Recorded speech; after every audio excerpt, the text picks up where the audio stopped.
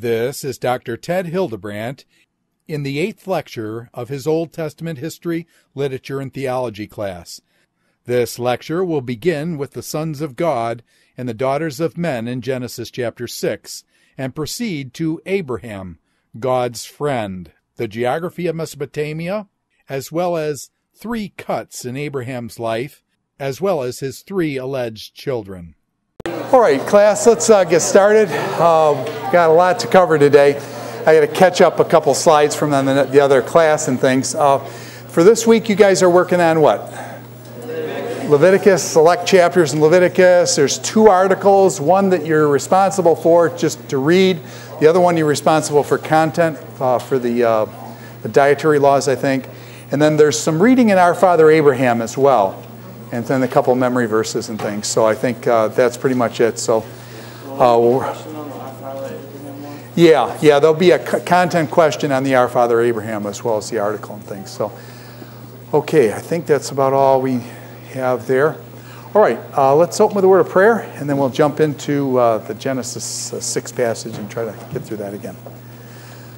Father, we thank you for this day. We thank you for the privilege we have in this place of being able to examine your word, to explore ideas that others have thought, and to wonder about your greatness and your goodness and your great mercy that's been expressed to humankind, as well as the great moments of wrath that have come on us. And we pray that you might help us to learn to love you in spirit and in truth. Thank you for your word. Pray that you might help us to reflect it even this day in our lives. In Christ's name, amen. Okay, let's pick up the story. We're working on Genesis. We finally got out of Genesis 1 to 3. So today we're going to move into 6, and we're going to kind of try to move through things rather quickly to get up into Abraham's life. So we were going to talk about the flood and what's going on there with the flood, the sons of God and the daughters of men. So in Genesis chapter 6, let me just read the story there. It says, "When men began to increase in number on the earth, daughters were born to them. The sons of God saw the daughters of men were beautiful, and they married any of them they chose. And the Lord said, My spirit will not contend with man forever, for he is mortal, and his days will be 120 years. So what you get is a shrinking down of the days. Remember, they were all living like 900 and something, and now God says their days are going to be shrunk down to 120 years.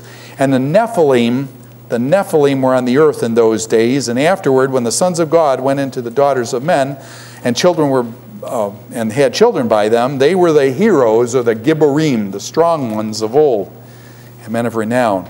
Okay? So the question is, the flood comes as a result of these sons of God marrying these daughters of men. Why does God get so upset with that? Who are these sons of God? And so we want to kind of work through some of the questions. Who were the sons of God? And why did God, get so angry? And actually the flood is a result of this and that type of thing. Yes, Eric? I think the sons of God were like people who knew God relationally, and the daughters of men were just daughters that worshiped other gods. Okay, so his suggestion is that the sons of God were the God worshipers of God, and the daughters of men were ones that didn't know, and so this would be basically an interfaith marriage. Well, actually what you have here is that actually fits the first view, what's called the Sethite view. The Sethite view was that the sons of Seth was the godly line. The sons of Cain were the ungodly line. And there's this intermarriage between the sons of Seth and the sons of Cain. And so you've got this intermarriage. By the way, in other places in Scripture, does God get upset over intermarriage between believers and unbelievers? Do you remember in the New Testament it says, do not be unequally yoked with unbelievers. And so this, Jewish people marrying, do you remember Solomon marrying other wives from other culture and stuff, and that led his heart astray to worship other gods? So the Sethite view plays off of that and says basically the line of Seth was Abel's replacement. And so Seth becomes the godly line after Abel is killed, and Cain's descendants, and they intermarry, and that intermarriage is the problem. So this is called the Sethite view, so you kind of understand what it is. There's some support to that. It seems to fit naturally in the context and things. My problem is the term sons of God, is that term ever used of Abel's descendants and things? I think not. So there's a second suggestion that's really pretty interesting. And it's this, that the sons of God were the kings and nobles. Were the kings and nobles, that the kings were called. And by the way, in ancient Mesopotamia, did the kings call themselves the sons of the gods? That title was used, that the king was considered a son of God. Okay, the king was considered a son of God.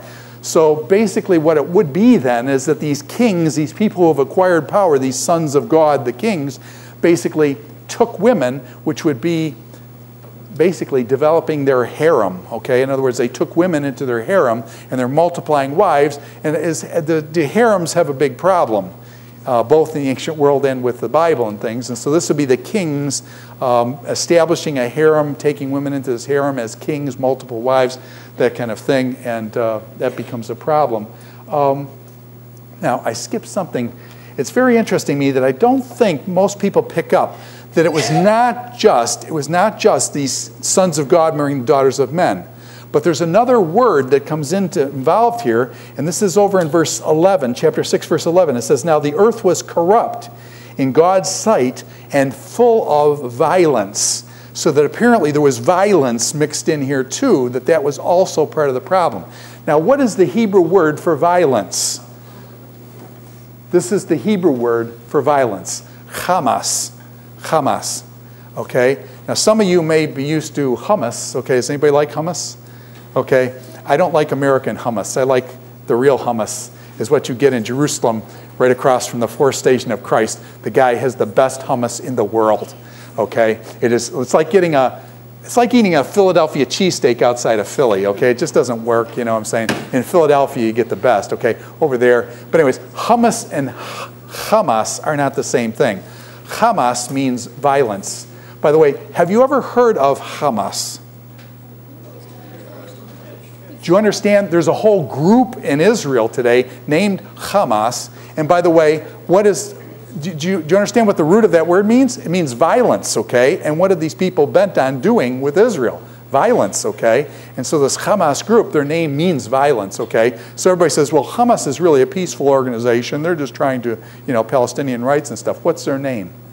Hamas. Does that tell you anything? I mean, it should tell you a lot, but most people don't know that. So anyways, these kings were involved in this, and some people think that these kings then were involved in violence on the people that were below them and things, and so this Hamas was happening. That's a second view. Is the kingship idea going to develop in the Bible pretty big? And did the kings have multiple wives and stuff in a bad way later on with Solomon and 700 wives, 300 concubines, that kind of stuff? So there's some grounds to that. This last view is called the angel view. And I should say, actually, that at various points in my life, I've held each one of these views. Okay, so I don't feel real dogmatic about this. Okay, the view that I hold currently is the angel view, possibly. And largely it's because in Job chapter 1, verse 6, it talks about the sons of God coming before God. And they were out, and God says, you guys were out, and Satan comes in, and he says, oh, you've been out considering the world. Have you considered my servant Job? And Satan says, oh, yeah, Job's just good to you because, you're good to him. And you take away what he's got, and he'll curse you to your face. And so that was God in the heavenly council addressing them as the sons of God. The sons of God were angels. The sons of God were angels that came before God. Something interesting over in Hebrews chapter 13, 2, it also says regarding angels and human beings, which is kind of interesting. Hebrews chapter 13, verse 2. Sorry for jumping over the New Testament, but it says, keep on loving each other as brothers. Do not forget to entertain strangers, for by so doing, some people have entertained angels without knowing it. For some people have entertained angels without knowing it. So can angels take on human form? And apparently, sometimes people don't know, and it's possible that they were angels. Now, I'm going to tell a story here. So, Kyle, I'm going to walk over here, and this is going to be one of these weird stories. But once upon a time, I was in a town, Warsaw, Indiana, and I was driving down Route 15, and there was a guy hitchhiking. Now, question, do people hitchhike much today anymore? Not much anymore. Did people in my generation, did everybody, I hitchhiked home from college all the time and stuff. and things. And so this guy was hitchhiking, and I thought, man, I haven't seen a person hitchhiking in a long time. And he looked like he was obviously Hispanic and things, and he needed a ride and stuff. He's probably in his mid-30s and things. So I thought, I drove my car past him once, and I thought, you know, I should pick that dude up. Now, question, do I have a problem there? Because my wife always freaks out when I do this kind of stuff. But I said, you know, hey, it's just me. I got my kids or my wife in the car. It's just me and him and stuff. So anyways, so, okay, so I was coming back the other way, and I said, you know, I'm going to pick him up. So I picked the guy up. So we rode, and he told me he was basically, he actually got drunk or something. He was in his bed in his house, and the police came and yanked him out of his bed and hauled him down to the jail, and actually got tried then for drunkenness. But he said, I wasn't out drinking and driving. He says, I don't have a car, obviously. It's basically, they came in my house and got me and pulled me down here, and so he tells me his tale of woe and stuff. So we drive, and then I thought, you know, it would just take me 5 minutes. I could drive him over to the other Route 13, and then he'd have a clear shot to Syracuse where he's going and stuff. So I drove the guy over there and things like that, and this is no joke. And you say, this is pretty weird. The guy gets out of the car, you know, so we talked and stuff as just, you know, people and stuff. It was a really, I don't know, I really enjoyed the conversation and stuff, and it was great. And I got to help the guy out and stuff. He gets out of the car. As the guy gets out of the car, this is the honest truth.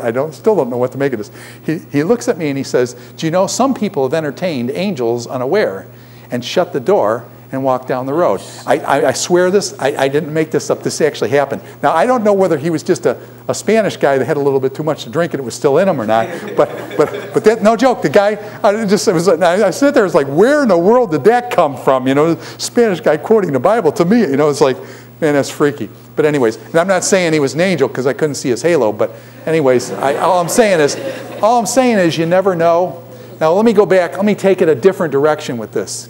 Is it possible then, you're down in Boston and there's a homeless person sitting on the side of the street? Is it possible? Is it possible? Hebrews 13, showing hospitality. You never know. And so what I'm saying is that as Christian people pass homeless people, should we feel, you know, compassion, hospitality, and those kind of things toward those people? And should we reach out for them? And my thing is, yeah, you never know, man. There might be an angel sitting there, and you just never know. And so all I'm saying is be careful. There may be, okay. So anyways, Hebrews seems to indicate that there are angels who take on human forms. By the way, you guys already know this. Remember when Abraham and those 3 guys came up and Sarah made dinner for him and stuff? Were those angels that came up? And apparently, you know, you've got to figure that out. So Matthew, but you say, wait a minute, but Matthew 22:30 says, angels neither marry nor are given in marriage. Well, what I'm suggesting is that these are fallen angels. These were not angels like in heaven that don't, but these are fallen angels, and that this is a possibility. Yes, sir? With the burning bush, I've heard that it's an angel in the bush, but it's also God. Okay, yeah, now that's a different question. He's talking about the Yahweh Melech, the angel in the burning bush, okay? It says that he calls him the angel of the Lord. Now let me just work with that angel concept a little bit. The word angel simply means messenger. So sometimes, to be honest with you, near the book of Revelation, it talks about the angel of the church at Colossae or whatever, or at Laodicea. That simply could mean the messenger that went to that church. Okay? So it doesn't necessarily mean like angel fly wings kind of thing. It may just simply mean a messenger. So the term angel can mean messenger. Okay? Now one. Now, it's also the angel of the Lord. So it could be the Lord's representative was in the bush. And so my first instinct is, but the problem is with that title, the angel of the Lord, is used, and when you're in the bush, when the bush goes to speak, what does he say? Okay? Mission accomplished. I mean, what does the bush say? Okay? What does the bush say? The bush says, he says, what is your name? Okay, let me just do the bush thing, okay? So Moses comes up to the burning bush, and he says, what is your name? And do you remember just before that, the bush said, take off your shoes. Because why? You're standing on holy ground. Question, does an angel come up and say, hey, I'm here, take off your shoes, you're on holy ground? Do you worship an angel? By the way, in Daniel and the book of Revelation, a guy drops down and starts worshiping. This angel's like, you know, awesome. The guy bowing down to this angel. What is the angel? First thing the angel says, get up, don't do it. I'm not. Question, burning bush, take off your shoes, take off your shoes. Question, is this the regular run-of-the-mill angel? This is not. And then when he asks him his name, he says, Yihye v'Yihye, I am that I am. An angel doesn't respond like that. That's God's name. So what we want to say is in the burning bush, you have Jehovah, Yahweh, Jehovah, God in the bush, and it's the angel of the Lord. A lot of people would suggest that that's Jesus Christ. It's a pre-incarnate Christ in the bush. He is God, and he speaks then. He is Yahweh, and so he says, my name is Jehovah. My name is Yahweh. I am that I am. So therefore, that angel of the Lord thing seems to be a title that designates also God himself. And when the angel of the Lord speaks, a lot of times it's God. And so you got to work with that. So, but that's anyways, sorry for going off on that. But anyways, okay. All right. Where are we here? Okay, angels don't marry. So what we're saying is that these angels are fallen angels then that have fallen. There's also a passage in Corinthians that talks about the angels looking down on women and stuff. And so it gets pretty weird. But anyways, so I'm just saying it may have been angels. So that there may have been these angels intermarrying with women. And by the way, would that explain then? And they're having children that were giants and strong and stuff like that. Yeah, so that's a possibility. Now, which one of these answers is right? Like I said, I've held at various points in my life, I've held each one of these positions. So I don't know which one's exactly right. I'm with this view, angel view now, but I'm saying, are there certain things you just can't know and you don't know? Now, everybody says, well, what about the Nephilim, you know? The Nephilim. The Nephilim, nobody knows who these Nephilim are. That's back before the flood. So we don't know who these Nephilim are. So then when you don't know something, and by the way, this is an important hermeneutical principle. When you don't know something in Scripture, how do you tell the meaning of a word? Context, okay? I'm going to say this like 100 times in this course. What determines meaning? Context determines meaning. But you look at the Nephilim term and you say, okay, now we know Nephilim are a group of people, so we know that from context. But question, do we know what group of people it is? And the answer is no. So when you don't know from context, where do you go next? A lot of times you go to the etymology or the history of the word. So what's the etymology? What's the root, the historical meaning of that? Is to nafal. To nafal means to fall, okay? To nafal means to fall. So these are the fallen ones. The Nephilim are the fallen ones. And then can you see how that ties into the fallen angel view? What's the problem with depending on etymology for meaning?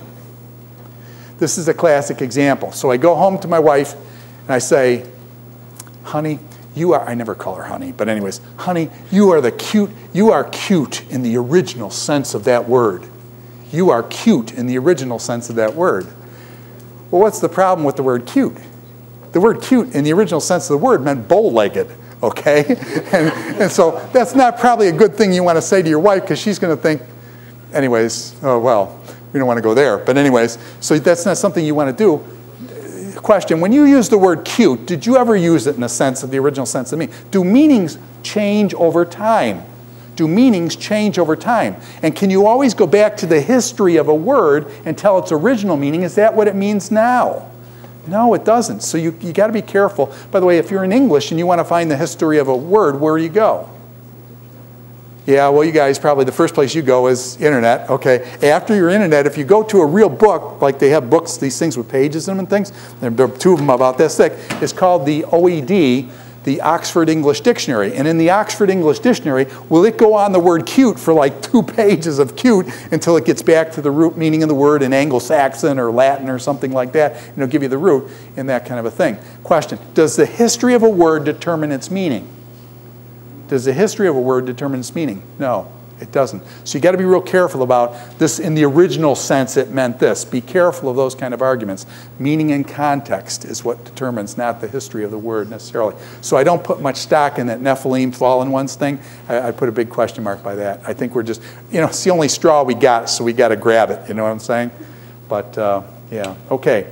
Now, this is interesting. In chapter 6, verse 6, it says this concerning God. And the Lord saw how great man's wickedness on the earth had become, and that every inclination of the thoughts of his heart was evil all the time. And the Lord was grieved, that he had made man on the earth, and his heart was filled with pain. My question is, that's Genesis 6:6. The Lord was grieved that he had made man on the earth, and his heart was filled with pain. And the question comes up, is there grief or are there tears in heaven? Okay, Sorry, I just like Eric Clapton, so that's one of my favorites, okay? Are there tears in heaven? Okay? And the answer is, I think Clapton was right. Is God in heaven? Would you say God's pretty much in heaven? Yeah, God's pretty much in heaven, okay? We're not there, he's there, okay? So in heaven, does he feel grief in heaven? The Bible states explicitly that God feels grief. And what I want to suggest to you is there is grief in heaven. That God himself, it says in Scripture that he feels grief and that he feels pain in heaven. So what I'm suggesting to you is there is pain, there is grief in heaven. Can God be brokenhearted? What I would like to suggest to you, and I'm staying over here for this one, is that who is the being in the universe that suffers the most? What I'm suggesting to you is that God is the most grieving being in the universe because he made things right and it got all messed up. And he loves us. And when pain and bad stuff happens and stuff, he grieves over that. And so God is the great grieving being. Now, you say, wait a minute, but doesn't the book of Revelation, at the end of the book of Revelation 22 and stuff, it says 21 and 22, that God's going to wipe away all tears? Well, question, at the end of the Bible, when God wipes away all tears, when it says he wipes away all tears, what does that assume? That there were tears to be wiped away, okay? So what I'm saying is God wipes away all tears, assumes that there are tears in heaven, and so Clapton is right. Okay, there are tears in heaven. Now, question, is there coming a day when those tears will be wiped away? Is that now? It's not now. As long as there's sin and corruption, does God feel pain and stuff? Someday, the world's going to be made new, and those tears will be wiped away. So anyways, an interesting way to look at God here and see him there. And is God sorry over something he did? Does God have regrets? Does God have regrets? Okay. Do parents ever have regrets over their kids? I love my kids, but have there been moments when I regret? Can my kids make choices and I feel the pain as a parent of their choices? Okay. My kids, I love my kids, and question, can they make choices that hurt really badly? You better believe it. As a matter of fact, the more I love, the worse it gets. If I didn't give a rip about my kids, would I care? But the fact that I love my kids, question, does that make me vulnerable? Do you see that, what I'm saying? The fact that I love my kids, that makes me vulnerable. That I better get out of there. Okay, well, one of my children can make choices that really has been devastating, okay? And you know what I'm saying? You just, if I didn't care, it wouldn't hurt. If I didn't care, it wouldn't hurt. Yes, ma'am. But it doesn't say that he was grieved over the choices. It says he was grieved that he made. Yeah, that he had made man. He made man, okay? So he's going back and saying, he's thinking back through the whole thing. Yeah, he's feeling grief over the whole situation that he had made. Where were you going with that? I think I may have missed your question. It's not implying that he's grieved because he was making bad decisions. It says he was grieved that he made. Yeah. Yeah, okay, let me back it out a little bit. Okay, he grieved that he had made man. Question, if they were still in the garden, would he be grieving? No, okay. He's grieved because why? There's this intermarriage, there's this violence, there's this stuff that he describes in the chapter. So that's why he's grieving, is over their wickedness, their evil. And so then he takes a step back from that and says then, and I think he's thinking about, why did I ever make man? All they're doing is corrupt. They're all totally corrupt. And that's why then he focuses on Noah and things. So is that? Well, it doesn't seem to be what the text is saying. I mean, maybe it's what you think it means, but it's not what it says there. So I'm just looking. Okay. But what I'm saying is take it and what it says, and you have to put that in the context, right? Is the context in Genesis 6, this intermarriage between these things, the violence that's happening and things. So I'm saying is you can't take that verse out of context and just say, it says God regrets that he ever made mankind, so he just was bailing out on him totally. No, there was a reason why he felt that way, and you need to explore the reason why, right?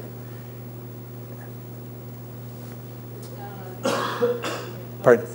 You gotta, no, you're missing it's a really important point. You got a verse, you can't yank it out of context. You gotta look at it in context. Why did God feel that way? It tells you in the context why he feels that way. And so you've got to relate it to other verses. You just can't pull it out of context like that. Okay, that's why, back to the thing, context determines meaning. So you can't, and this is going to be a really important point for the rest of the class actually, You can't take things out of Scripture sometimes and then universalize them. You've got to understand them in the context in which they're given. And those contexts will give you then the reasons, the rationale, and those types of things. So you've got to keep things in its context. But, okay. Can God change his mind? Going back to what she was just raising, can God change his mind? He makes man, can he change his mind? Are we going to see God change his mind? Actually, you guys have read Exodus. Did God change his mind in Exodus? Yeah, remember when the golden calf, he comes down, I'm going to wipe him out and things, and then Moses prays and stuff, and God changes his mind. Yeah. Yeah, he almost killed Moses and backs off on that in Numbers and things. So, yeah, so we get this thing. Now, what does it mean for God to change his mind? I don't want to develop the whole thing here, but I'm just introducing it here. God, made man, then he has apparently regrets over that. And so what does that mean for God to have regrets? And again, we're going to see this in later texts and things, so just wanting to drop it at this point to say, we're going to get to other texts that are much more explicit, where we'll have more context and we can actually sort out what that means. But all I want you to do is think about, can God change his mind? What does that mean? Okay, Noah, curse in chapter 9. Noah comes out of the ark with all the animals, 2 by 2, 7 of the clean ones, probably 7 clean ones. Why? Because he needs to sacrifice the clean ones afterwards. By the way, did Genesis ever tell us about clean and unclean animals? No, really, when do we learn about clean and unclean animals? It's way over in Leviticus, right? Leviticus, what you guys are going over this week, is telling us clean and unclean. But apparently, did Noah know which was clean and unclean? So is it possible God communicated a whole bunch of stuff that's not been recorded for us, but that Noah knew which ones were clean and unclean? So Noah comes out of the ark, and what's the first thing he does? Okay, he basically makes this... okay,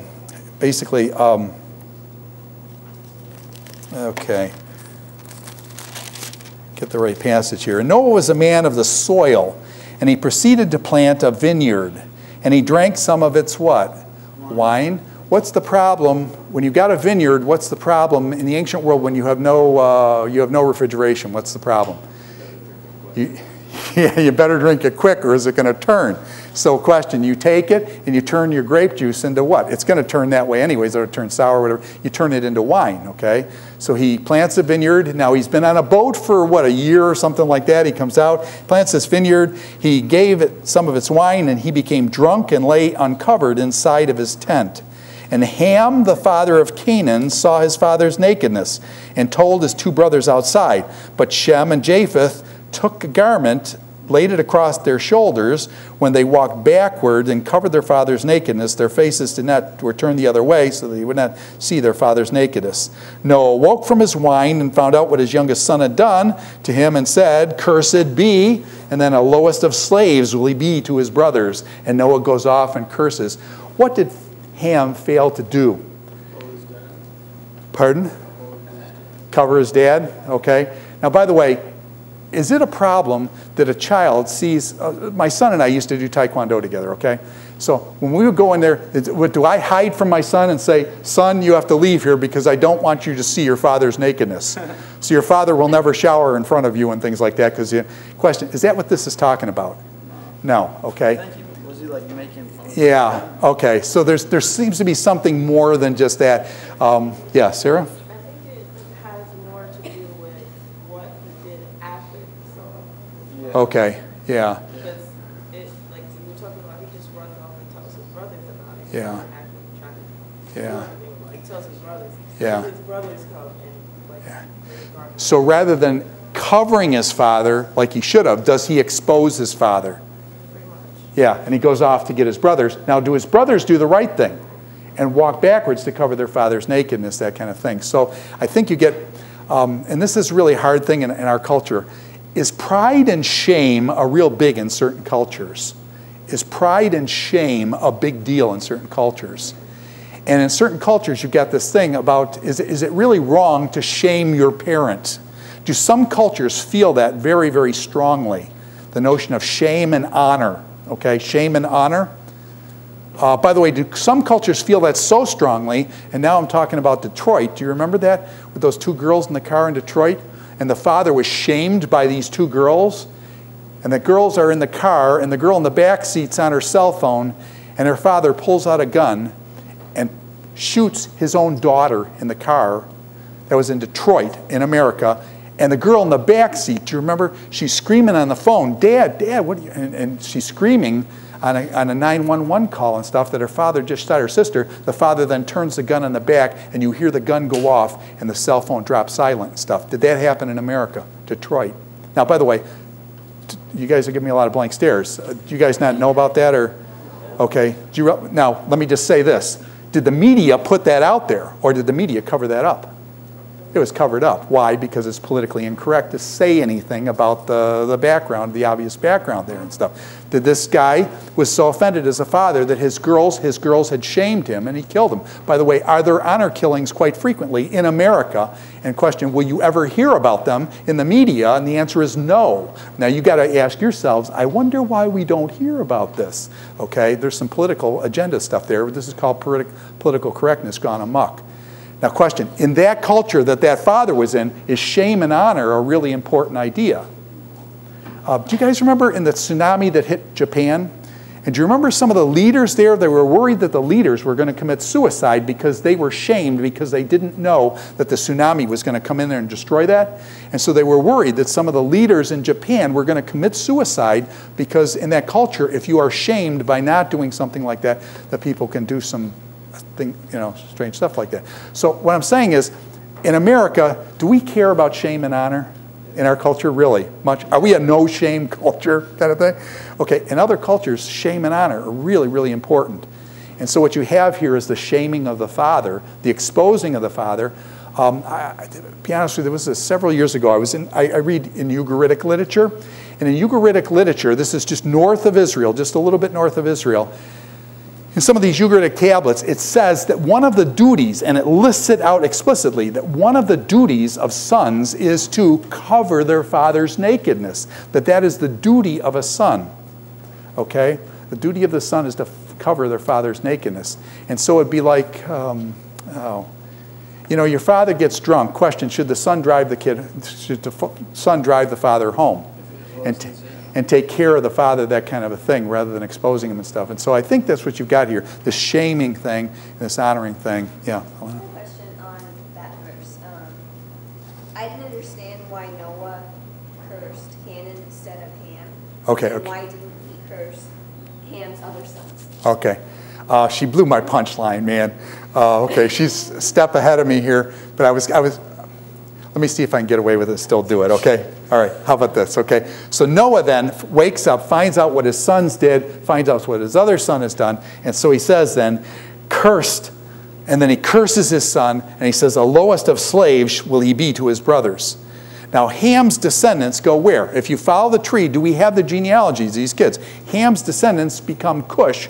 Cush goes down into Ethiopia, and so basically Ham's descendants go down into Africa. And then Noah curses them and says, the lowest of slaves will he be to his brothers. So some people have argued that this is the curse on basically Africa, that this is a curse that the lowest of slaves will he be to his brothers, that Ham's curse is that his descendants will be slaves, and this is a curse on Africa, and therefore having African slaves is the Bible tells us that this is the curse of Noah, and therefore, legitimizes that in some sense, okay? Now question, have people used that argument? That argument has been used. Now what she did was blow my punchline. And then I misread the text, but anyway, she caught me. Yeah. Yes. Hannah? I thought that was referring to the Israelites moving to the land. Okay, yeah. Okay, both of them are. Let me read the text, what it actually says. Noah gets up and he says, cursed be Ham. He doesn't say that. He doesn't say cursed be Ham. He says, cursed be Canaan. Canaan's descendants, this is real hard. Canaan's descendants settle where? The land of Canaan. Where's the land of Canaan? That's the promised land. That's Israel, okay? Canaan's descendants become who? It's really tough again. When you don't know what they are, just put an ite or tite on the end, okay? Jebusite, Hittite, Girgasite, okay? So it's what? So here, it's Canaanite. So it's Canaanite. The Canaanites settled in the promised land, and so it's the land of Israel. So is this a... Woo. Oh, actually, okay, my computer's going bananas on me. You have to plug them in. Okay. All right, let's see. All right, okay. That'll do it. Sorry. So do you see the point here? So Canaan is being cursed here. It's not the descendants of Ham down into Africa. This has nothing to do with the Cushites and the Africans and the slavery there. It has everything to do with the Canaanites. Now, by the way, would the Canaanites and the Israelites butt heads? There's going to be battles later on between the Canaanites and the Israelites. And so this foreshadows that, the battle with the Canaanites, not the battle with, down into Africa and things like that. Okay, now her other question, both of your questions, let me try to develop that a little bit, okay? Have you still got this thing? Ham is the son of Noah and exposes Noah's nakedness and things and kind of defiles, shames his father. And I think what you have here is what's called lex talionis, the law of retaliation. And we'll see this later and we'll develop it more. This is the eye for eye, tooth for tooth. As you have done to me, so it will be done to you. Eye for an eye, tooth. As you have done to me, so it will be done to you. So I think what Noah does here is he says, as you, Ham, have shamed me, and you are my son has shamed me, so Ham, your son will shame you. And so what I think he's doing is saying Canaan here. Now, by the way, is this conjecture? Okay, yes, this is conjecture on my part, okay, and stuff. But you know what I'm saying? I'm trying to put that together, why the Canaan is cursed. But it seems to be this reciprocal, in other words, as you have done to me, so your son will do to you. It just didn't make sense when I was reading it. Yeah. And also, I mean, if he had just cursed Ham, I mean, Yeah. The Bible also mentions how a curse will go from many generations. Yeah. All of his sons will be cursed anyway. Yeah, yeah. How would Ham be? Canaan is picked out, I think, because I think that's a foreshadowing of what Israel will do. And so you get that kind of stuff already set up kind of in the scriptures and stuff. So anyways, this gets pretty complicated stuff. So where did Ham's descendants settle? We said some of them went down to Africa, but some of them were the Canaanites. Was the curse that enslaved the Africans? And the answer is no, this has nothing to do with that. Canaan is the one who was cursed here, not Cush and other Ham's descendants. Okay, so who was actually cursed? Who was actually cursed was Canaan. Okay, now this is the broader question, and this one gets difficult as well. We're dealing with a lot of cultural issues here, and some of these cultural issues are really hard, especially when we live in America. Question, do we know much about shame and honor in our culture? And the answer is no. But in other cultures, it's life and death, as we've experienced in America even lately with some of the stuff that's gone on, but then hushed up. Is it right that the children suffer for the sins of the parents? I also want to think about in terms of how does punishment happen? Does punishment, we are Americans, do we see ourselves as individuals? We see ourselves as individuals. Do you realize that in other cultures, they don't see themselves so much as individuals, but they see themselves as part of a group? That their identity is wrapped up in their family group. And that, by the way, will the Bible even then have certain family groups be judged as whole families?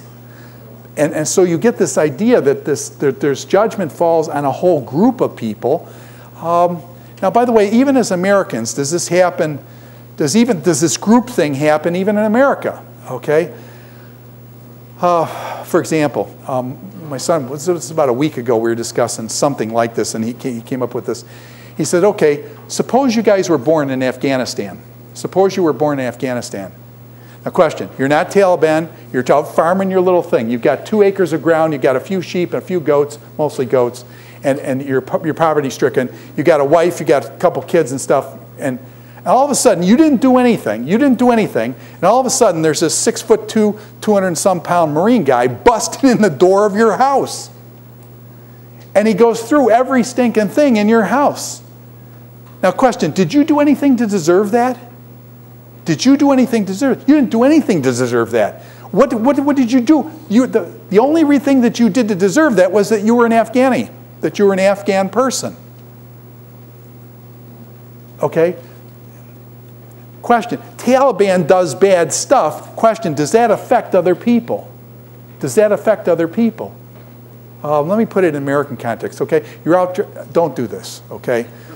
You're out driving in a car, and it's 1 o'clock in the morning, and one of your friends has had too much to drink, and he's driving, okay? You're in the car. You're in the car. There's 4 kids in the car. There's 4 kids in the car, and he's been drinking too much. Okay, question. When he gets in a wreck, better get off this. But anyways, when he gets in a, and let me just be the sarcastic me, okay? When he gets in a wreck, who walks away? He does. Is it possible other people in the car get killed and he walks away? Does that bother me? You better believe it bothers me, because I actually, in one case, I know the kid's name and stuff, and he's a friend of mine. What I'm trying to say to you, is it possible to be in a car? Why is this person killed? Is it just the fact that he's in a car with somebody else who crashes the car, and it wasn't any of their fault at all? But, you know what I'm saying? They're the ones killed, and he walks away. Do you see what I'm saying? So is it possible for somebody to make a decision, and it affects other people in the group? Yeah. And that's, how should I say, that's just the way it is. That's just the way it is. And so I'm saying is the group thing affects things, and so you get this. Actually, the apple from the tree, too. Are there things that go down in families from parents to child, from parents to child? Oh, boy, this is on tape. There's a family I know about that where there's been a marriage in the family, and the guy who married into the family is always saying of the daughter, the apple doesn't fall far from the tree, as he looks at the mother of the family. Now, question, is there a connection between mother and daughter? And is this guy who married into this crazy family, is he seeing the connection between the mother and the daughter? Yes, and he says that. And anyways, that's a family I'm vaguely aware of. But you know what I'm saying, a family of tree. So we better get out of there. Okay, let's get over to Abraham. Okay, we're going to jump into the Abraham narratives now. We're out of the Garden of Eden. We're out of Noah and the flood. And let's jump over and look at Abraham. Chapter 12 in Genesis. We're finally making it. We're going to start moving faster, too. You know, I can't answer all the questions in Scripture that you guys have and stuff. I try to hit on the ones that I think are big questions and hit on those. But Abraham is going to be... Abraham is one of the most incredible individuals in the Old Testament. We've even, Dr. Wilson, some people say that he's met him and stuff. He says Abraham's a good guy and things. And so, anyways, I shouldn't say it, but Dr. Wilson's book, Our Father Abraham and things, Dr. Wilson is up there with Abraham, in my opinion, actually. I can't tell you, no, I'm serious. I can't tell you how much I respect Dr. Wilson. And he's done a study on Abraham, and I think for good reason. Abraham's title, I'm going to give each one of these guys a title from Abraham, Isaac, and Jacob. And the title for Abraham is that Abraham is God's friend.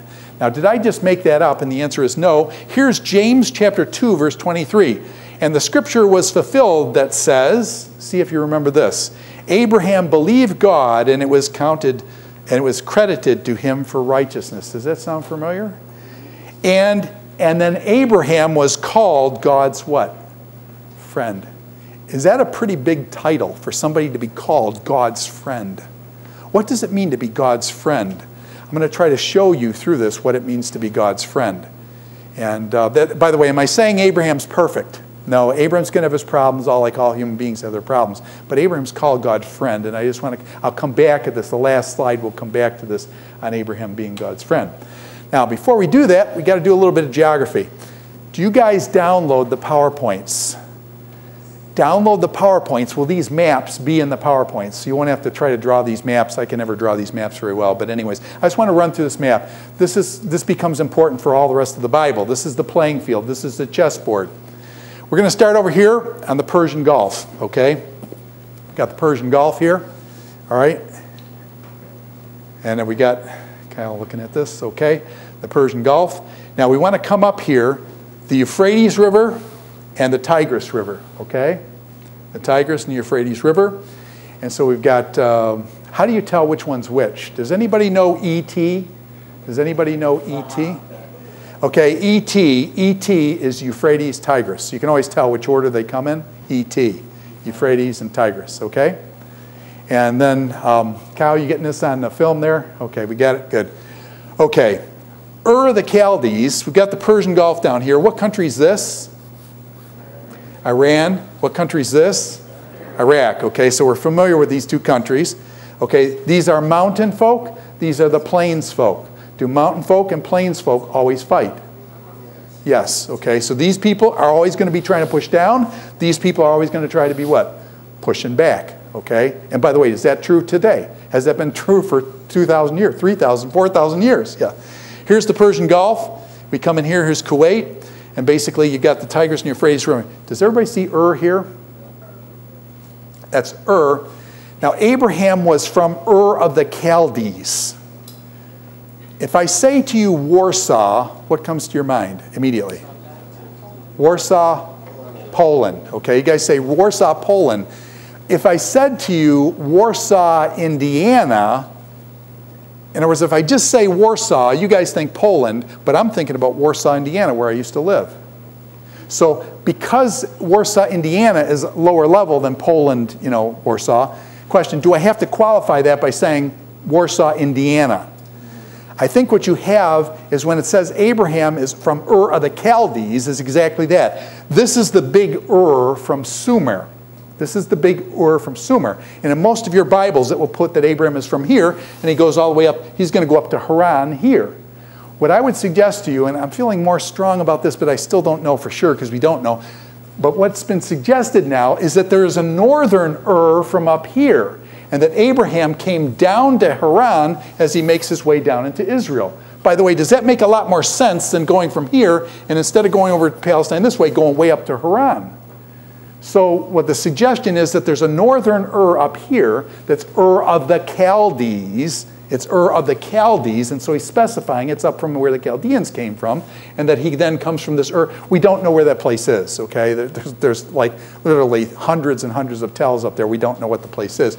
So, and they're up here, and he comes down here. So there's a northern What I'm just trying to say is there's a northern and there's a southern And I'm kind of going with the north now myself, but I taught this for decades, but I think I've seen some good argumentation now that there's a northern okay?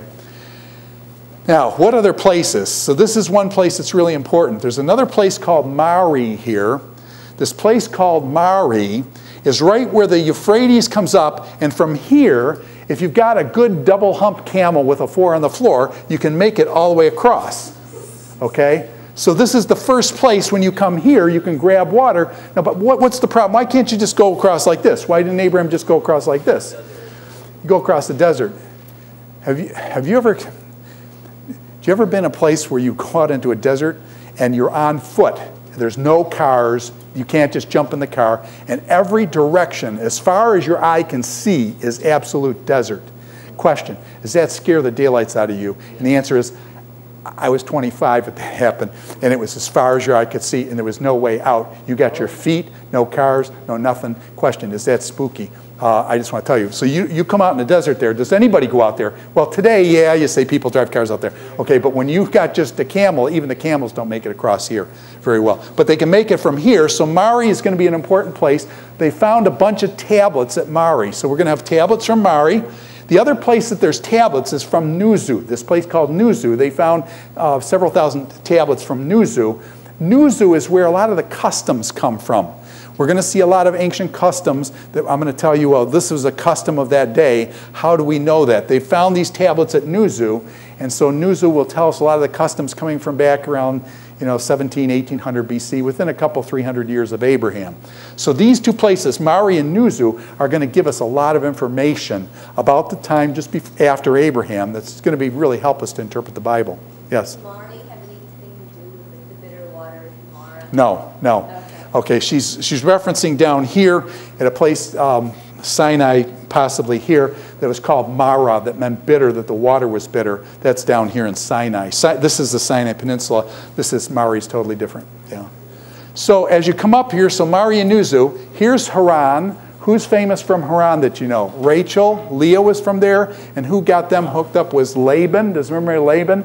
And do you remember Rebecca, that Isaac married Rebecca? She was also from Haran, and she did the watering of the camels thing up here in Haran.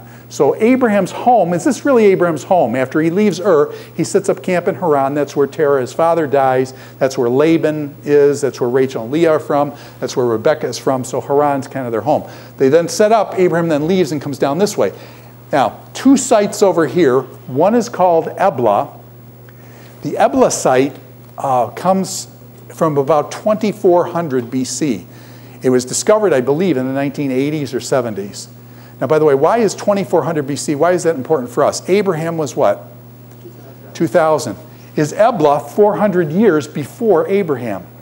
So that's back before Abraham, 400 years. So that's going to put Abraham in a framework. You know what I'm saying? It's going to give us 400 years before Abraham what it was like. This place called Ugarit is another place. By the way, this place, the Ebla, there's real problems there now. Ebla is in what country? Syria. Does Syria like having people find Bible-fulfilled stories at Ebla? And so what's happened is they first came out and said, you know, Sodom and Gomorrah was found in the Ebla tablets, and then the Syrians got a hold of stuff with some of the Italians and stuff. And now, basically, to be honest with you, we don't know that much about Ebla. It seems like the site has been, you know what I'm saying, a lot of stuff isn't coming out. There's a ton of stuff there, and it's a shame the world hasn't really been able to get at it because it's been... Oh, by the way, is there really some tough stuff going on in Syria right now? Do you realize the Syrian Assad is killing his own people now? Okay? His father killed like 10,000 in one village and stuff. So Syria is doing some really bad stuff right now, killing his own people, Assad, and stuff. So that, you know, anyways, so this is the kind of the background now in archaeology. By the way, what's the capital of what's the capital of Syria? Damascus? Okay, Damascus is the capital. Damascus is one of the oldest cities in the world. And so it's really kind of quite a city. And this is Damascus in Syria. Now, up here, Ebla, 2400 BC, a bunch of tablets. We don't know what's in them because the Italians got a hold of it and the Syrians are spies and stuff. Ugarit. Ugarit dates from about 1400 to 1200 BC. In Ugarit, they found thousands of tablets there. There's actually a language called Ugaritic, which I've had the unfortunate privilege to be able to learn to read in transcription. And Ugarit, guess what they found there? In the Bible, have you ever heard about Baal? Baal in the Bible? In the Bible, we're told that there's this god Baal. We don't know much about him. Do you realize that there are whole myths now? We've got tablet after tablet telling us myths about Baal and Asherah, his consort. So we know tons of stories. We know who Baal is now, largely out of Ugarit and stuff. So Ugarit's going to give us things around the time of the Judges, okay? And then we come down into Israel. We've got the Sea of Galilee, Jordan River, Dead Sea. Now you come down here. This is Sinai. You can see the Sinai Peninsula here where they crossed over into Sinai.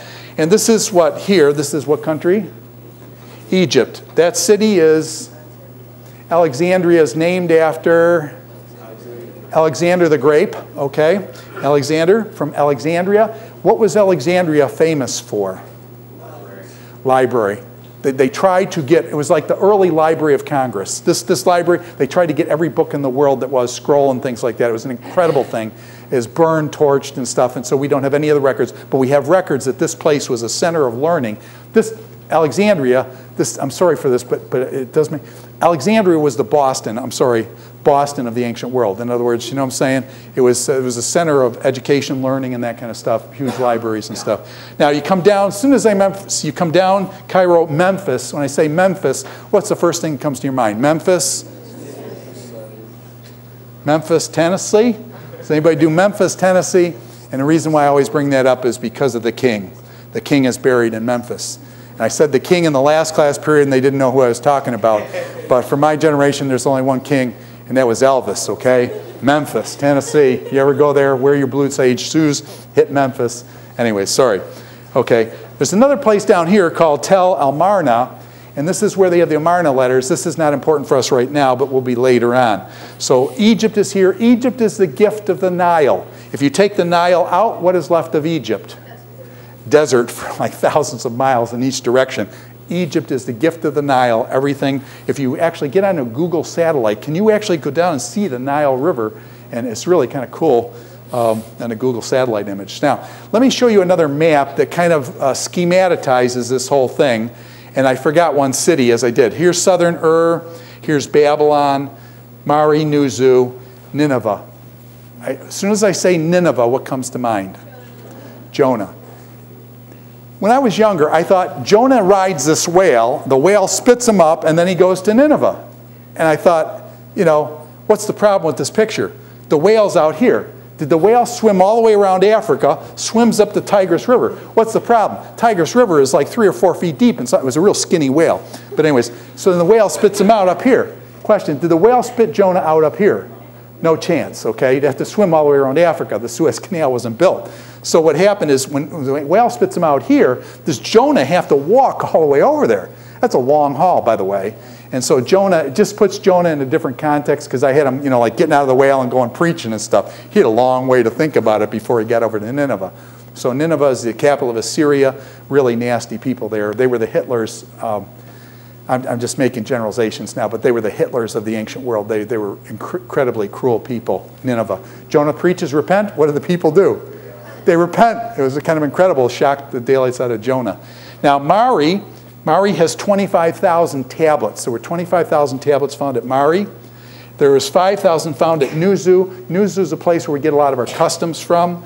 Ebla, there was about 18,000 tablets. Many of those are still, we're waiting, to be honest with you, we're still waiting for some of these to be translated. Ugarit, I think, in my mind, I remember, I think it was about 12,000 tablets found there. There's a whole new language called Ugaritic. This, by the way, is Eblite. This is a whole new language for us, too. Damascus. So these are the places that I want you to know. Is that okay? So just work off these places, just kind of learn it. E.T., right? Euphrates, Tigris. Okay, and then by the way, just for the nuts of it, what's this? Sea of Galilee, Jordan River, Dead Sea. Okay, it's an artist's conception. Or misconception, probably. Okay, now, I actually found some of these tablets. And I just wanted you to see, remember how I told you that they stick in the mud when they write with a stylus? This is actually a Mari tablet from about 1750 BC. There's this guy named Zimri Lin. He was king of Mari. And guess who Zimri Lin butted heads with? You know this guy. Hammurabi. Okay, Hammurabi and Zimri Lin duked it out. We've got actually tablets now from Zimri Lin saying Hammurabi's beating up on me and stuff like that. So these are the tablets. By the way, do you see the way the tablets are stuck with a stylus? You can actually see the end of the stylus and the front of the stylus. It's like a it's like a bulrush kind of thing, and you stick it in the mud. And can you see that they stick it this way, then they stick it this way, and they stick it different ways? This is a syllabic language. A syllabic language means that each syllable gets a symbol. How many different symbols or syllables are there? If I gave you the two consonants R and D, how many syllables can you make out of R and D? You can make rad, you can make rude, you can make rid, you can make, you see what I'm saying? So just out of R and D, can you make maybe 15 or 20 different syllables? Now, if each one of those syllables had a different symbol and you had 800 syllables, and you had to learn 800 symbols before you could read or write, who could read or write in this culture? Only the very wealthy. Did you have to be a scribe? Did you have to be a scribe, a paid scribe, to learn to read? So that meant the elite could read. Could the common person read this stuff? Probably not. Now, okay, let me just leave that. So basically with these things are written by scribes, professional scribes, high-class people. Very few people can read. This is from one of the Mari tablets. You can see how it is. By the way, these mud tablets, what happens when they burn the temple down? It fires it, it gets harder, and so that's why they preserve. Now here's one, and this is really cool. This is from Ebla. By the way, can you see the columns and how they write in columns? You see that? And this is, and by the way, this doesn't show it, but on the side, sometimes they'll stick in the side. They'll write down this. The tablets are about as wide as your iPad, okay? And they'll stick them in the side, and they'll write down the side of these things as well. It's pretty weird stuff, isn't it? But this is what a tablet, look, this is an amazing tablet. Are a lot of these tablets busted? Are a lot of these tablets busted? This is a full tablet. This is kind of an amazing one. And so, by the way, this is an Ebla tablet.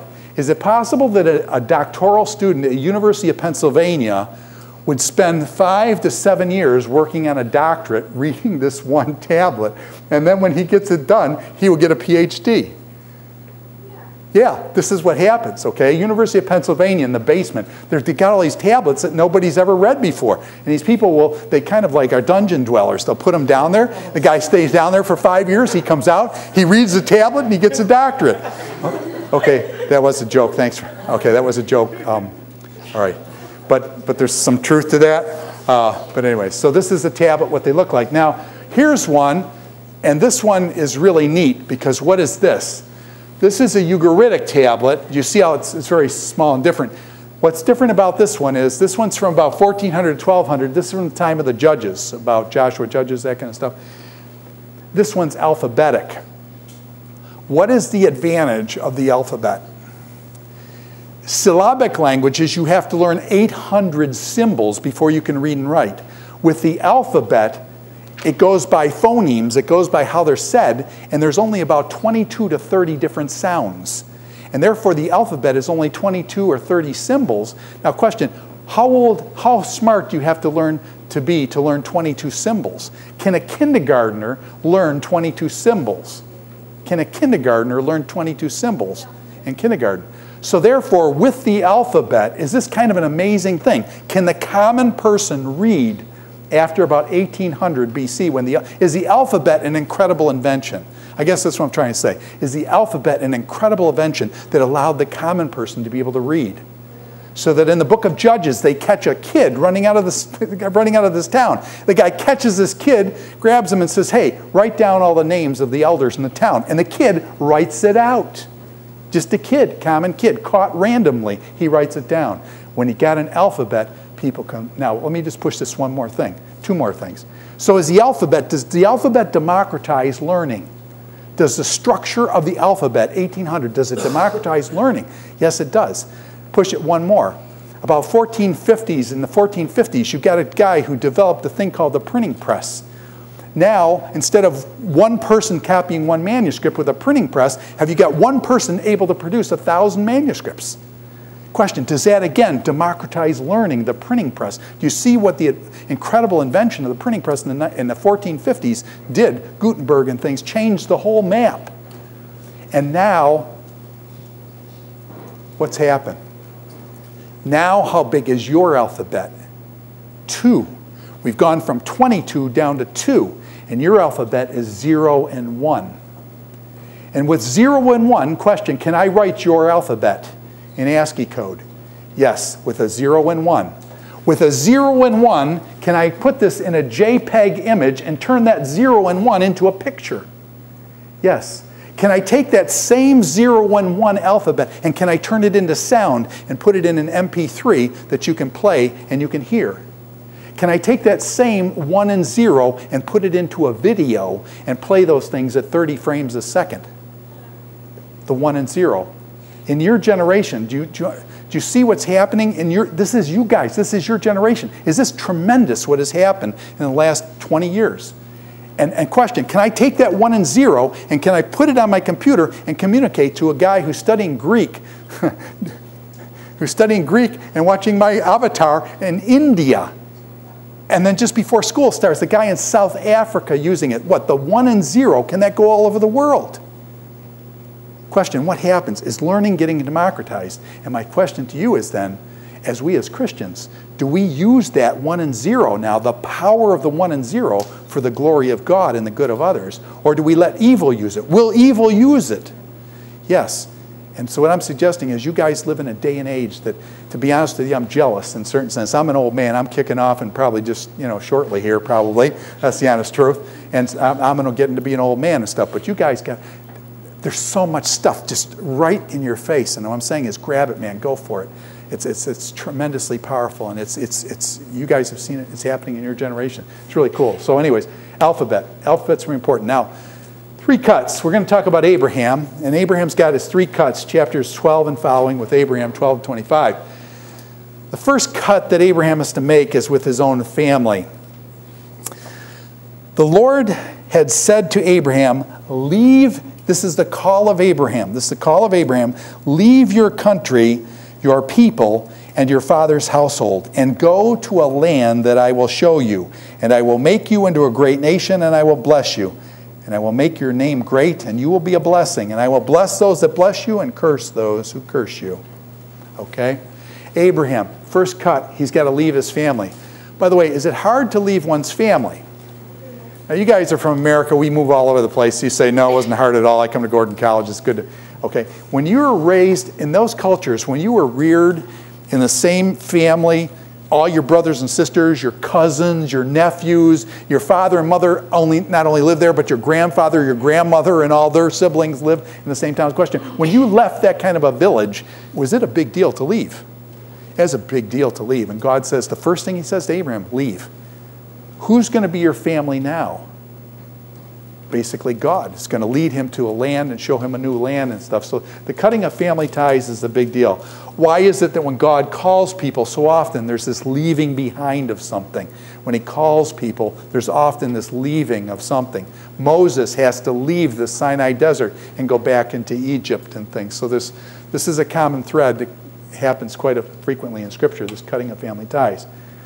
Now, in chapter 14, Abraham is out chasing down. Do you remember Lot? Do you remember Lot was Abraham's like nephew or whatever? And Lot and Abraham split. And then there's this king, Chedorlaomer, comes down and basically runs off, kidnaps Lot, and he hauls Lot and his family off. And Abraham gets his 318 guys. They go out there. They capture this king. They recapture Lot, and he's coming back. He actually is victorious. Abraham is victorious.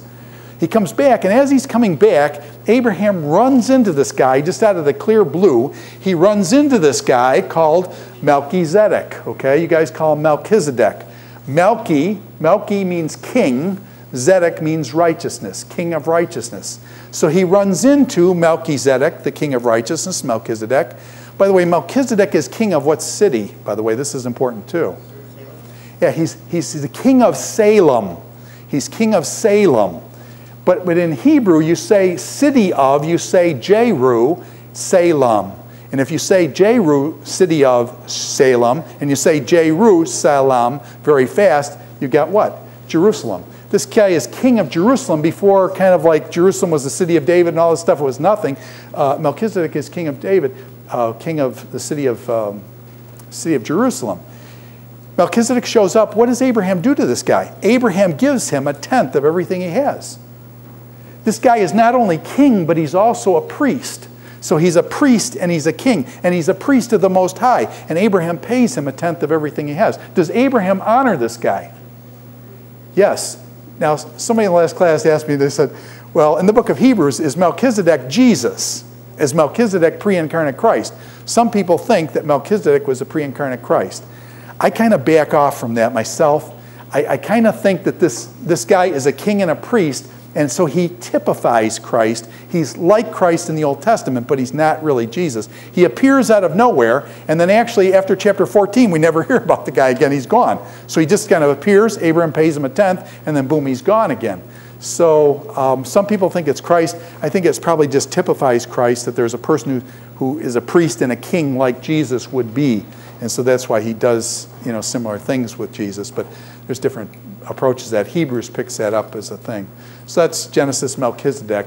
Kind of an interesting thing. The honest truth is we really don't know. He's he just appears and disappears in the text. The point of why I raise this is, though, that this. In the Old Testament, is it only the Jews that know God? In the Old Testament, is it only the Jews that know God? Question, did Melchizedek, was he Jewish? No. Abraham didn't have any kids yet, okay, so he can't be Jewish, okay? The guy's not Jewish, okay? And does he know God? Does he know the Most High God? Yes. Does Abraham honor him for knowing the Most High God? Yes. So what I'm suggesting is that in the Old Testament, don't think that it's just the Jews. God's just dealing with the Jews. There are other people that are going to pop up in the text that you're going to read, that these guys out of nowhere come and they know Jehovah God.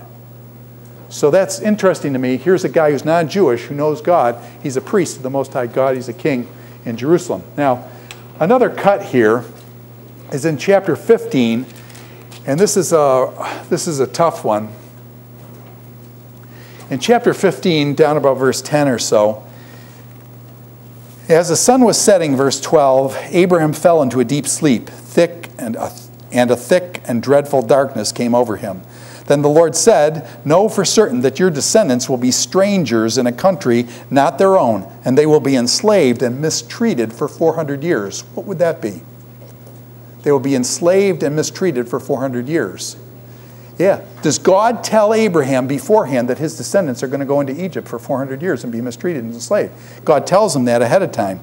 And then he says, then God comes and tells him some other things. And then he says, basically, I can't give you the land yet because the sin of the Amorites is not yet full. So Abraham, I'm going to give you this land, but I can't give it to you yet because the sin of the Amorites is not yet full. What is the implication? Is God saying that the sin of the Amorites is getting fuller and fuller, and when it reaches a certain level, then he's going to bring in the Jews to destroy them. But it's not yet full, so that he can't have the land. And verse 17 of chapter 15, when the sun had set, darkness had fallen, a smoking fire pot with a blazing torch appeared and passed between the pieces. Abraham had to cut this animal in two. Abraham cuts this animal in two, and then this blazing fire pot goes between the two parts of the animal. Now, is it obviously something symbolic is going on here? something symbolic's going on. And it turns out that we've got a good guess at what this C means. There's two things that could be. One is, as this animal used to be one, as this animal used to be one, it's now cut in two. As this animal used to be one, now God and Abraham are made one in the covenant. By the way, do we have covenants even till this day where two are made one in a covenant? Just think about that. Do we have covenants today where two are made one in a covenant today? Yeah, marriage, okay? And so what you have is this covenant where God and Abraham are being bonded together in union, symbolized that as this animal was one, now we are becoming one, and that's possible. Has anybody ever done this? And you guys probably don't do this in your generation, but in my generation, we had this thing called blood brothers. And so Dave Remus and I, basically when we were younger, we cut ourselves. Don't do that. Well, actually, you guys do this slashing stuff. So anyways, so sorry. That was a joke. Chill out, okay? That was a joke. All right. But the honest truth is, so Remus and I wanted to be blood brothers, okay? We were really good friends. He was like my best friend. We wanted to be blood brothers. And so he cut himself, I cut himself, and we swapped blood. Don't do that today. But anyways, we didn't know any better back then, so we swapped blood. So as Dave Remus, is he like my blood brother for life? You know what I'm saying? Anyways. So this idea of blood bonding things together is what I guess I'm trying to say, okay? So now, there's another approach to this, and I think the second one is probably more accurate. And what this is it jumps off of Jeremiah chapter 34, verse 18. And the symbol that's used in Jeremiah is that this animal is cut in two. That is, if you violate the covenant, you will be cut in two like this animal. If you violate the covenant, you will be cut in two like this animal. And so this is called the ratifying of the covenant. How do we ratify covenants today? Have you guys ever been to the bank and you get a notary, and a notary like does that thing on the paper and makes it and stuff? That's like ratifying the covenant, okay? It's like approving it, you know, when they stamp on it and it's good. So this is ratification or solemnizing of the covenant. As this animal was cut in two. If you violate the covenant, you'll be cut in two. Now what happens with that? Who passes between the two parts? God does. And so what God is doing here is binding himself to Abraham. The smoking fire pot represents God, possibly. And what it's saying here is that God is binding himself to Abraham in this covenant. That God will keep his covenant. Now, by the way, what is the covenant of God? God promised Abraham three things. They are the land, the promised land, the land of Canaan. The seed, that his seed would be multiplied as the what? Stars of the heaven, that his seed would be multiplied as the sand of the seashore, and that he would be what? He would be a blessing to all nations. So the land, the seed, and that he would be a blessing to all nations. God promised that to Abraham, and in this process of the cutting of the animal and the fire pot going in between, God is saying, I will keep my covenant. I make this covenant with you. I will be bound by this covenant to keep, you will get the land, the seed, and the blessing. And so this is a ratifying of the covenant where God participates in that. Now, there's one more cut, and this is the cut of the flesh in Genesis chapter 17. I need to tell you a little story why I'm bringing this up, but anyways, once upon a time I taught at another school for 22 years, a place called Grace College. It was a very conservative school, very God-centered, Bible-centered school. And I had down front, there was this girl who sat there. You know, you ever see the students, and they take every word down what you say, and they kind of like, oh, I just believe everything. Professor Hildebrandt, and stuff when I was younger, I could get away with it. And so she was really into it, and she, to write everything down. She was really into the class and stuff. And so we were going over this stuff about Genesis chapter 17, and this girl raises her hand, and she says, Professor Hildebrandt, it says in this chapter that Abraham was circumcised and circumcised his son. What is that anyway? Now, my first thing was, okay, question, do students set professors up and want to argue and stuff? And to be honest, I enjoy that. Question, I look her straight in the face, and I'm expecting this little smirk on her face, like, hey, I got you now, man. What are you going to do? And so I look at her, and she gives me this blank look, like she's so innocent, just like ready to write down the answer. I'm saying, holy cow. So she's really asking me, like, Behemet. I mean, in truth, she's asking me. I'm thinking, I could just see it now, man. Hildebrandt gets fired for drawing pictures on the board. I went through that. Okay. And so I said, oh. So I go home that night. And I tell my wife, I said, you can't believe it. This girl, Blikol Busha, as the Hebrews say, in front of the whole class, man, this girl asked me what circumcision is. I go, can you believe that?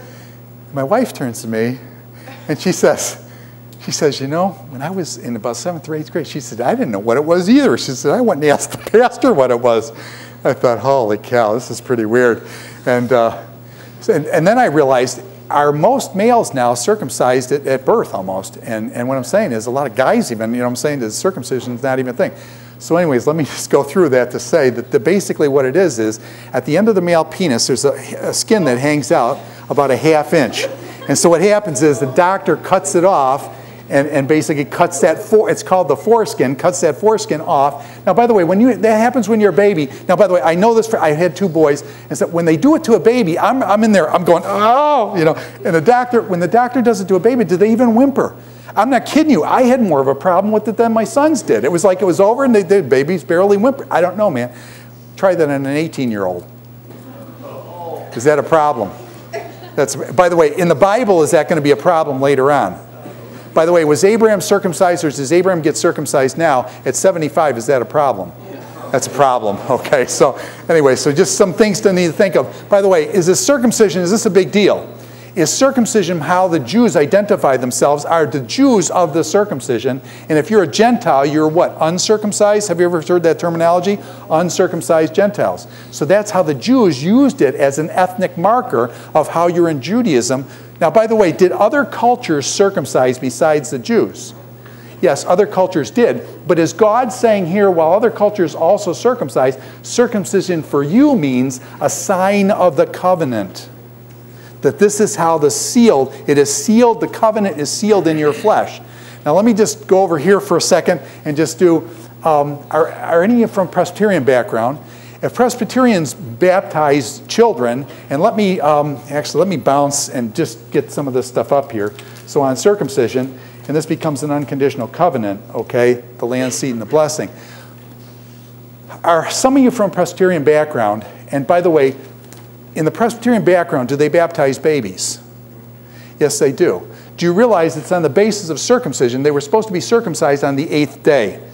Now, did that circumcision show that they were part of the covenant community? The circumcision of the young child showed that they were part of the covenant community. The Presbyterians, when they baptize babies, are they saying that our babies, like circumcision, and in baptism, our babies are part of the covenant community of believers in Christ? And is that why they baptize babies, infants? To basically welcome those infants into the covenant community. Now, by the way, are some of you Baptists? You don't baptize babies, okay? But can you see why the Presbyterians would do that, okay? That like circumcision in the Old Testament, baptism in the New, you're including those infants into the covenant community, okay? So that's kind of where that comes from and some of that stuff. Abraham's covenant, land, seed, and the blessing. Yes, sir? Unconditional covenant? Yeah. Once Abraham has circumcised himself and his child, the condition is unconditional. That is, Abraham has fulfilled the conditions of the covenant, which means then that God is obligated for the land, the seed, and the blessing. That is an unconditional covenant now. The Abrahamic covenant is unconditional. Now, when you get into Moses' covenant, did they have to obey and to get blessings and cursings? Did they have to obey it? And then if they disobeyed, they get the curses. With Abraham, it's over. The covenant is unconditional. So God will work with Abraham's descendants. They will get the land, the seed, and the blessing. Now, there's going to be other covenants that are conditional, that are conditioned on their obedience, like the Mosaic covenant thing. So there'll be other things. So I just wanted, once he's circumcised, that's it. The covenant is fulfilled in that sense. Now, some problems, okay? Some problems. These are general problems that critics actually work with text, okay? In Genesis chapter 12, it says that Abraham has camels. Now, what's the problem with that? Years ago, they said the Bible's got an error here. Because years ago, they said camels were not domesticated until about 1200 BC. Abraham is what? What's Abraham's date? 2000. So they say Abraham is 800 years before camels were domesticated. Therefore, the Bible's got an error here. Abraham could not have had camels like that were domesticated, and therefore the Bible's got an error. Lo and behold, guess what happens? They find in Ebla, 2400 BC, that's 400 years before Abraham. Guess what the guys in Ebla have? Domesticated camels. Okay, question. Story over? Story over. Okay? So critics criticize the Bible on the basis of that, and frankly, they found out now that even 400 years before Abraham, camels were domesticated. Although, have you ever been around camels? The other question you have is, are camels ever domesticated? These animals have personality, and they are really, some of the camels are really, really ornery. I'll tell you, someday when we have some time and stuff, although this is on tape now, I'll tell you some camel stories.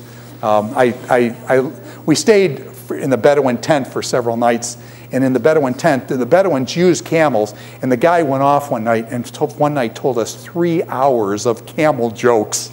This is, yeah, it's true. Their whole culture is built around this camel. Camels are amazing animals. All right. Okay, camels are phenomenal animals. So, Hittites. The critics said the Hittites, the Bible says that Abraham ran into some Hittites in Genesis 15:20, but they said, hey, there's no record of any history. We know a lot about the ancient world, but there's no mention of Hittites. And so because the Bible mentions Hittites and Philistines back with Abraham, this can't be right. So the Bible's got to have errors in it and stuff. Well, once again, guess what happens? Some guy's up digging around in the middle of upper Turkey there, and all of a sudden this guy comes on, Bogathai. It's like the capital of the Hittite Empire. This guy happens. Not only is there a Hittite, but we now know it was a whole hunkin' empire. There's a whole language. You can go and, again, get a PhD learning to read these Hittite texts, which some of them, I assume, have not been translated yet. But there's a whole culture of Hittites now. We know about now was from up in northern central Turkey, and we know then there were Hittites. By the way, does anybody remember Uriah the Hittite was Bathsheba's husband with David and stuff, and so he is another Hittite, but Abraham ran into Hittites too, and we know now that there was a whole Hittite empire up in Turkey. And so that, again, critics, again, wrong. Now this third one is a real problem.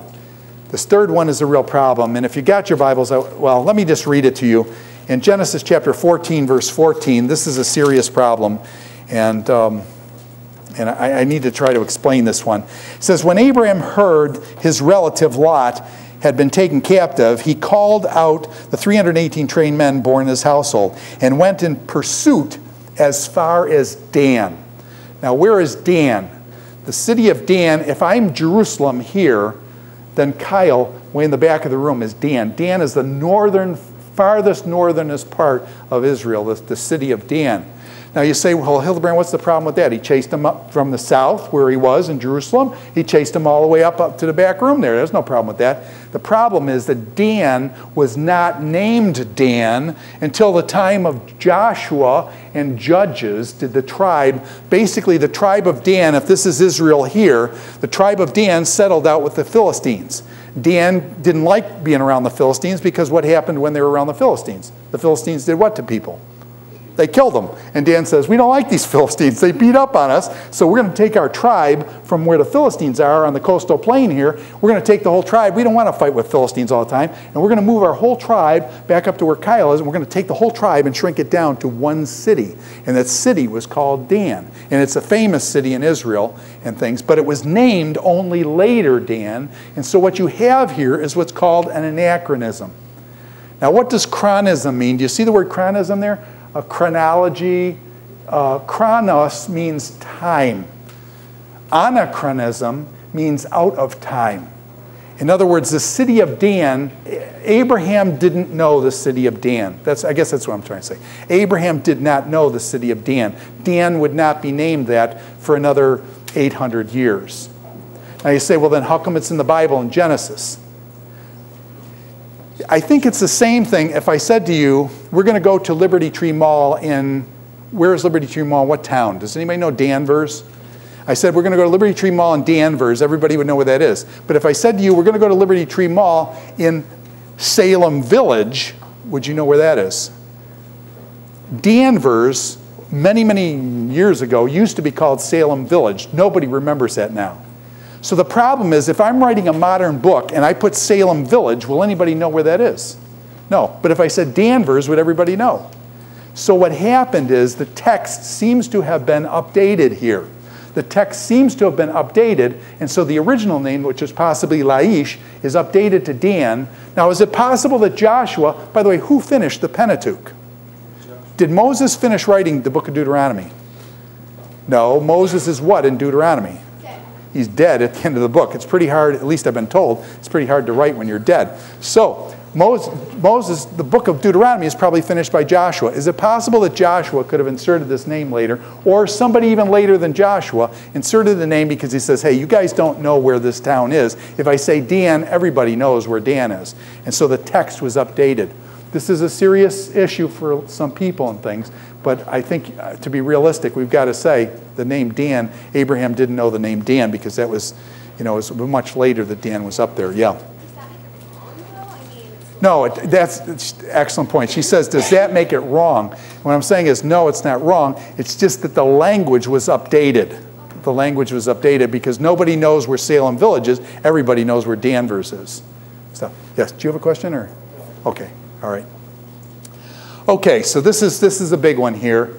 And, okay, now, 3 kids. Abraham's got 3 kids. We'll just do these quickly. Eliezer of Damascus. What's Abram's problem? Sarah is barren and can't have any kids. So let me just kind of narrate the story. So Abram comes to God and says, God, you say you're going to bless me with this land, seed, and blessing. I haven't got any kids, God. This is doing me no good.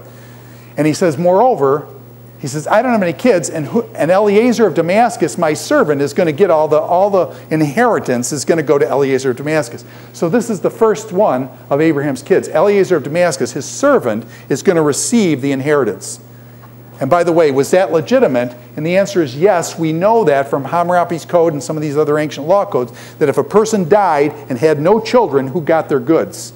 The servant got the goods. So this was following the laws, the ancient laws, that Eliezer of Damascus would get his stuff. And God comes to him and says, no, it won't be Eliezer. It will be somebody from your own flesh.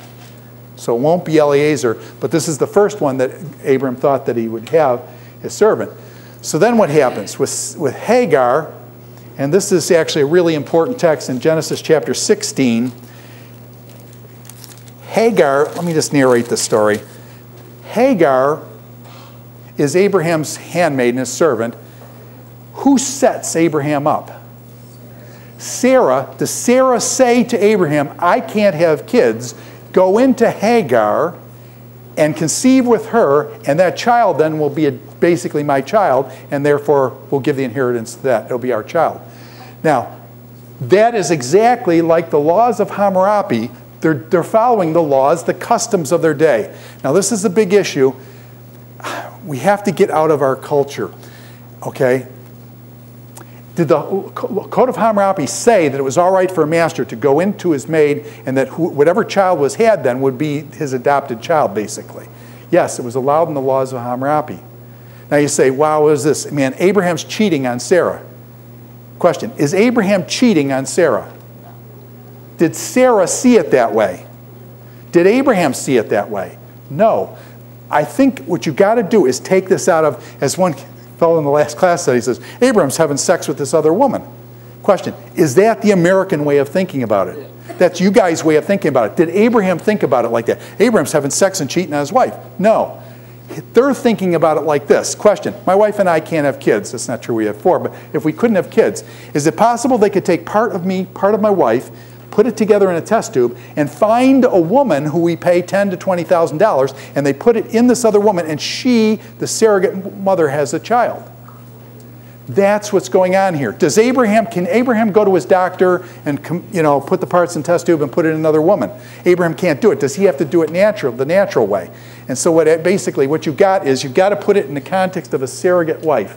This is not cheating on his wife. His wife set this up. She's a surrogate wife. Now, by the way, even in modern times, when a test tube baby is put in another woman and she bears that child, do you remember that case in New Jersey? The woman bears the child. Does the woman who bare the child wants to keep the child? Do you remember that? The woman who bore the child was attached to the child, and she didn't want to give it back to the husband and wife. Okay, so question, does this cause problems even in modern American terms with test tubes and babies? It still causes problems. Question, was there a problem then after Sarah gave Hagar into her husband's lap and stuff? Question, is there jealousy between Hagar and Sarah? Yes. Did it work back then, or were there problems associated with this? Now, question, does this mean that God approves of this? Or was this what they did in that culture? Are there stuff recorded in the Bible that's not necessarily saying this is true for all time, that was part of that culture that is not meant to be universalized? Okay, so you've got to separate cultural norms from moral universals. You've got to separate those two. And by the way, does God cover for Ishmael and Hagar? Does God protect them? Yeah, God takes care of them even after Sarah kicks her out and things, and they go in the desert and stuff. So this is a pretty big thing here. And then finally, you get this. Isaac is a son of promise, born to Sarah and Abraham when they're in their very old now. We're talking 100 years and that kind of stuff. And Isaac's name means what? Yitzhak. Yitzhak means laughter. Sarah laughed. Did Abraham also laugh? He also laughed. And so his name is Yitzhak, laughter, Isaac. And this is the son of the promise then, the one son of the promise and stuff. We'll call it quits there, and we'll see you on Thursday.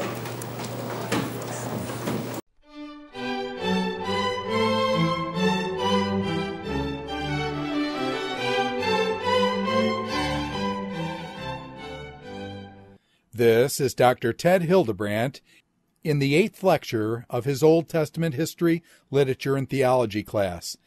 This lecture will begin with the sons of God and the daughters of men in Genesis chapter 6, and proceed to Abraham, God's friend, the geography of Mesopotamia, as well as 3 cuts in Abraham's life, as well as his 3 alleged children.